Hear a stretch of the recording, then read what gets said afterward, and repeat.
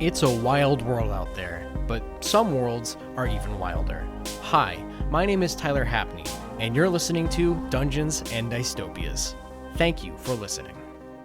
Hello and welcome to yet another episode of Dungeons and Dystopias. I'm your game master and host, Tyler Hapney. I run hundreds of sessions of Cyberpunk RED and Dungeons and Dragons, and this podcast is a way for me to reconcile my thoughts on both of those systems. Today, we're returning back to Cyberpunk. I know last episode I mentioned, maybe we'd have a new book to look at by this point. Unfortunately, that is not the case. We still are waiting for the next Night City book. However, we do have a new DLC that dropped between now and last episode, so we can talk about that. And what a DLC it is. This DLC seems to be focusing a lot on tech upgrades, the types of things your tech can use, do to your weapon, your armor, your many other type of item that, might be included within the all-encompassing sort of label of tech. So, look, tech upgrades are something that have been in the game for a really long time, but up until this point, a lot of it was GM fiat. You pretty much had to figure out, how much it would be for these upgrades, which usually, it's about the same price as the item. But now we've got some extra little things there that might actually increase the price. If you're going out on the street and getting it tech upgraded by, some random person. But yeah, generally tech upgrades beforehand, the way they worked was you'd have a tech, you'd have an item that the tech would want to upgrade. So let's say, I don't know, a shotgun. And for the most part, the tech would have to go to the the GM and be like, hey, is this tech upgrade all right? And usually it is, because I don't know. Usually tech upgrades are something like, oh, I make this non-concealable gun concealable now. Or I add, a 1 to my attacks, or all sorts of crazy stuff. You could maybe even modify something to take different ammunition. That would be kind of interesting. But, at the same time, I wouldn't necessarily say no if someone was like, hey, I want to modify my pistol to fire rifle rounds. And maybe it'll go, maybe it'll fire a little harder. But there'll also be some downsides, and you got to pay for it and all this other stuff. So, tech upgrades were pretty much just kind of as creative as you could possibly be when it comes to this tech stuff and, what can work within the scope of the game.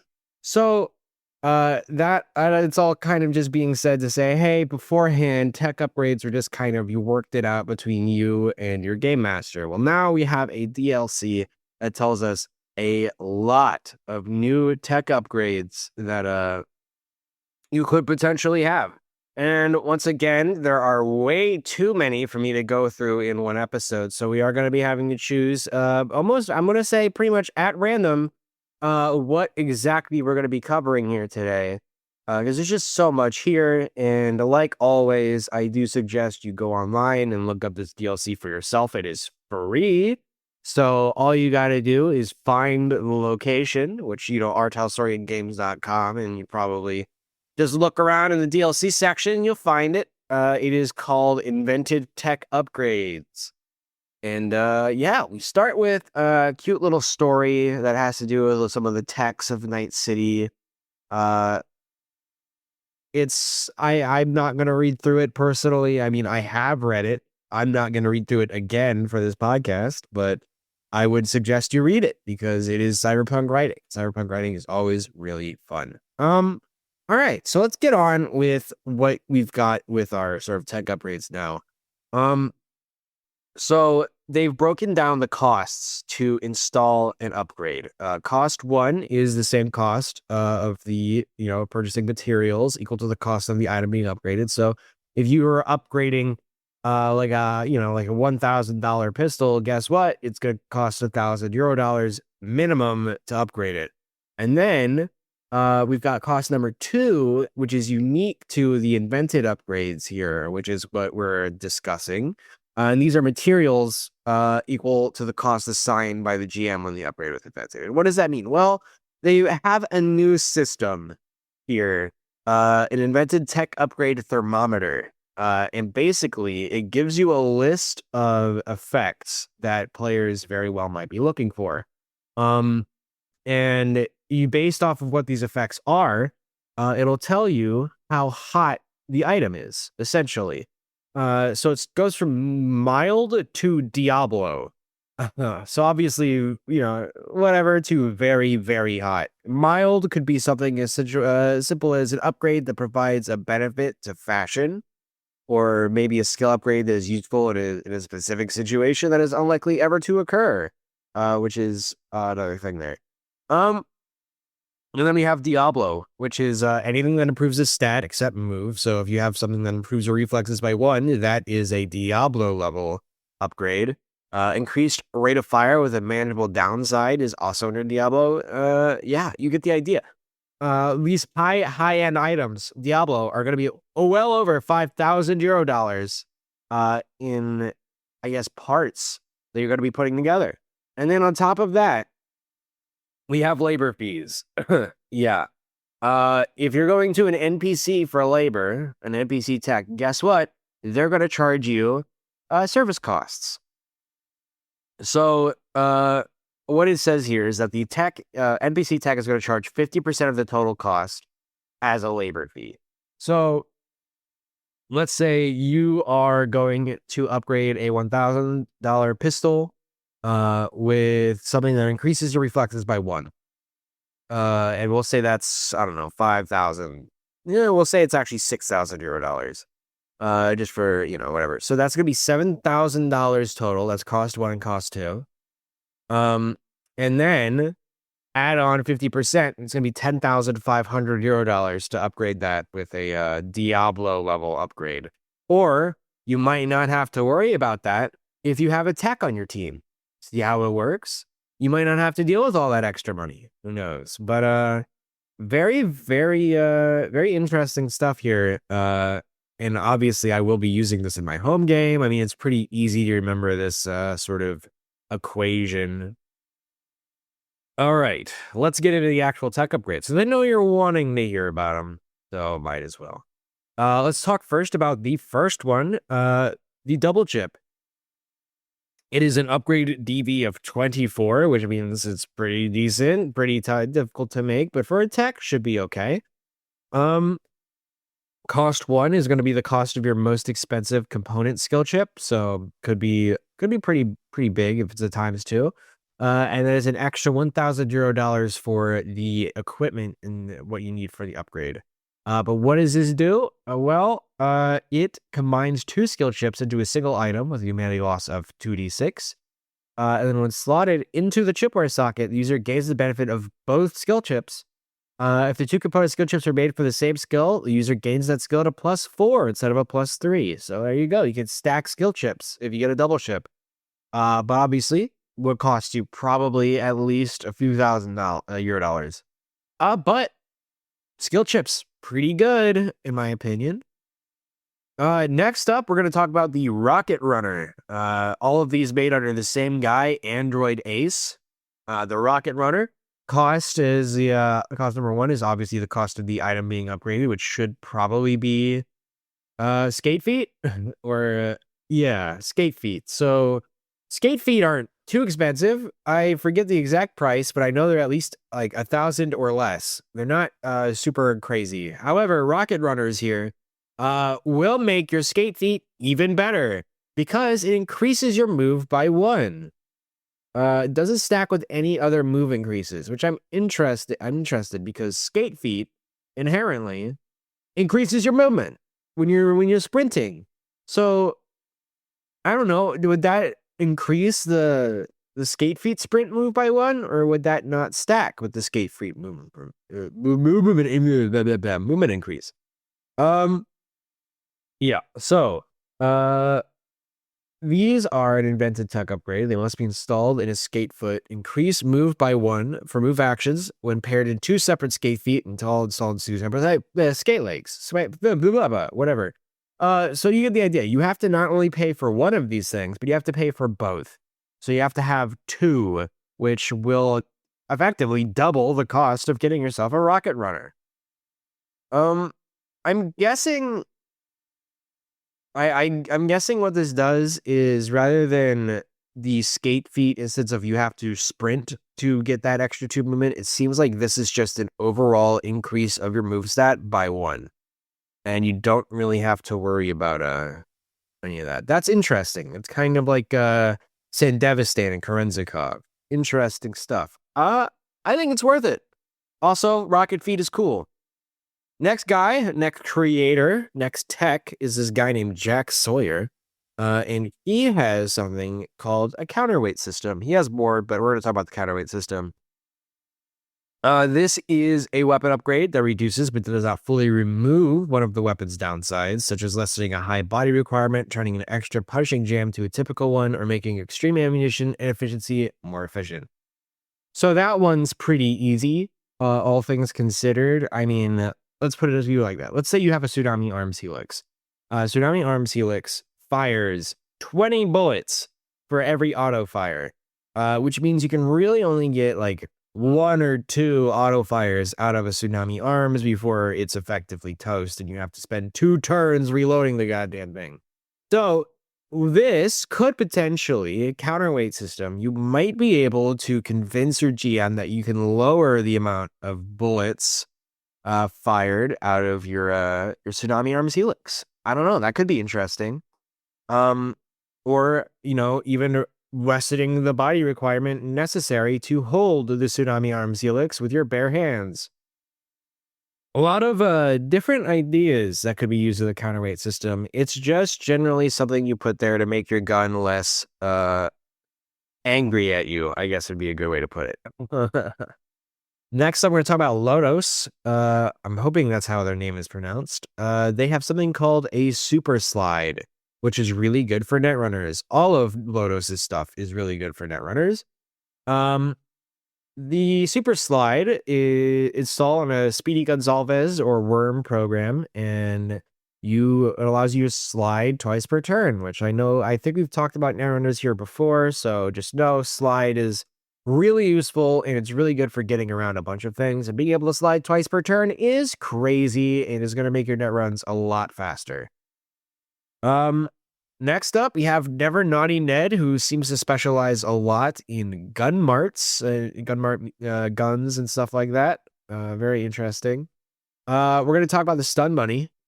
The Stun Bunny is an interesting one. I'll tell you that at the very least. It seems like what Gun Money does. Installed in a firearm. In addition to the fact that this gun is also a gun, it can now function as a microwaver or a stun gun. And just for reference, microwaver allows you to disable cyberware from a distance. And the stun gun, is that what the microwaver does? I'm pretty sure that's what the microwaver does. The stun gun is pretty simple. It is a stun gun. If you attack someone with it and get them down to 1 HP, they go unconscious rather than having to go into death saves. It's very nice. This is basically a non-lethal option for whatever gun you attach it to. Uses the pistol range table. The microwaver and stun gun draw power from the same 8-shot capacity, easily rechargeable battery pack. Very easy, very fun, very cool. We still got a lot of people here. We got 2 to talk about. We're going to talk about Troy Gordon. This guy is all about vehicles. And he can actually get you a self-driving vehicle, which is kind of interesting, kind of a cool concept. This is easy. You get the car, an extra $1,000 on top of that, plus service costs, and you get a communication center vehicle upgrade in whatever your car is, and you now have an AI that can control your car on its own. And it has an effective skill base of 10. So it's not the greatest driver, but if you're looking to get from one place to another and you don't want to drive, or none of your party has the ability to drive, well, get yourself a self-driving vehicle. Come on. It's that easy. And our last one that we have to talk about, our last big name tech is Tweak. Uh, Tweak specializes. That's a good question. She's got all sorts of stuff. Uh, I don't know when I call her a catch-all, but it does seem like she doesn't necessarily specialize in like weapons or vehicles. She's got a lot of stuff. But the one I want to talk about now is the shredding axe. This is a it reinforces or adds a sharp edge to an electric guitar, keytar, or similar instrument. So, yes, you can make your guitar into a melee weapon through this person. um, the good thing is the weapon is now a musical instrument and a heavy melee weapon. And if added to a Killstrom power chord, which is a type of guitar you can find in the Hope Reborn Plus DLC, it actually functions as a very heavy melee weapon instead. So think about that for your next rocker boy. Maybe they get a shredding axe and start to kick some serious ass. Who knows? I don't know. I think that's a pretty cool idea. All right, let's talk about our metaphorical monster of the week. And I actually kind of struggle to call this person a monster, because I don't think they are. But that's, it's the naming theme. So today we're going to talk about Wood Chipper. Who is Wood Chipper? Well, Wood Chipper is not necessarily a tech. I think Wood Chipper is more of a fixer. I actually kind of forget her stats. Well, Wood Chipper is a well-connected figure in the Night City underworld, and she is a weapons dealer for the most part. She's built up with a large subdermal armor and linear frame, but she is really, really good to know for the nomad population of the city because she puts together a large night market pretty often. I think I read like once a month or something. It's Wood Chipper's Block Party. This is a location in Santo Domingo. It's basically just like a cul-de-sac that they fill to the brim with night market goodies. They got cars you could bid on. They got weapons, items, anything you can think of. And Wood Chipper's Block, really legitimately one of the coolest places to go, I think, for a newer Cyberpunk party, because I don't know, it does kind of show them the way that fixers can, I guess, get that sort of representation where they're able to run their entire own little neighborhood and their own little block party, midnight market kind of situation. It's not really a midnight market, but you get the idea. But yeah, Wood Chipper, she is heavily involved in the nomad population of Night City. So if you're gonna have a nomad character, at least one that hangs around with the Aldecaldos or the Jodes, or really any family, but at least those particular ones, you're gonna at least probably hear from Wood Chipper. And if you're a game master and you have these players who are Aldecaldos, Jodes, or nomads, or might even be associated with these nomads, Wood Chipper is just a really good contact to throw into your game because she can get your players a lot of different things. She's connected to all sorts of people. But yeah, she's a nomad by heart. She's a nomad fixer. And yeah, really, honestly, I like Wood Chipper. I've used Wood Chipper in my games in the past. However, not so much recently, admittedly. There's just a lot of other fixers and stuff out there that we have that my players have sort of made their acquaintance with. And Wood Chipper, they've met her, but I don't think any of them are particularly I guess invested, which is all right. It should also be mentioned that Wood Chipper herself comes from Cyberpunk 2020, and not necessarily just Cyberpunk RED. In fact, her first appearance was Solo of Fortune 2 all the way back in Cyberpunk 2020, which of course released in 1994. So it's been a fat minute since we've heard from Woodchipper, but she's back, and she seems to have her own little slice of Haywood now, which makes me think. I wonder what her connection with the 6th Street is like. You know, or do they give her any problem? Who knows? Could be an interesting little story hook there, if you're down for it. I mean, think about it. 6th Street deserves, I'd say, at least a little bit of attention compared to what some of the other gangs in Haywood. Considering they are technically the local police force, but that's neither here nor there. All right, that'll be it for us this week. Come back next week where we will talk about Dungeons and Dragons a little bit more. Or optionally, if the Night City book comes out, we'll talk about that. So we'll find out. Come back next week. I've been Tyler Happy. Thank you so much for listening.